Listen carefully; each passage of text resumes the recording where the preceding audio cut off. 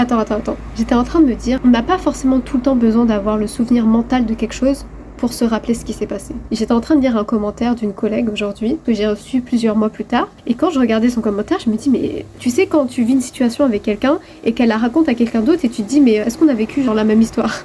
Bah là c'est un peu pareil. Sauf que quand je l'avais vue cette collègue il y a quelques mois auparavant, elle m'avait fait son retour oral du commentaire qu'elle avait écrit. Et même si je me rappelle plus exactement ce qu'elle avait dit, il y a une chose dont je me rappelle, c'est comment je me sentais le moment où elle m'a partagé ce commentaire-là. Je m'étais sentie un petit peu gênée, un petit peu timide, parce que quand on me fait des compliments, bah des fois je me sens un petit peu gênée quoi. Quand je regarde le commentaire d'aujourd'hui, je me dis c'est dingue parce que si elle m'avait fait ce commentaire-là, je sais que j'aurais pas rien dit. J'aurais sûrement posé des questions, demandé des explications ou quoi que ce soit. Et c'est pour ça que je voulais faire cette vidéo, parce que il y a des fois on s'accroche tellement au souvenir mental qui n'est pas toujours vrai d'ailleurs, que parfois on oublie que le corps aussi a des souvenirs, se souvient parfois de certaines sensations. Quand par exemple tu vois quelqu'un que tu as l'habitude de voir et tu connais cette sensation familière avec cette personne. Bah, tu vois, là, avec ce souvenir, c'est un peu pareil. C'est pas pour dire, moi j'ai raison, elle a tort, mais c'est pour dire qu'il y a des fois, c'est bien aussi de se faire confiance, pas seulement d'un point de vue mental, mais aussi d'un point de vue corporel. Parce que le mental, il peut oublier, parfois il peut même modifier des souvenirs. Le corps, il se souvient. Et ça, c'est différent.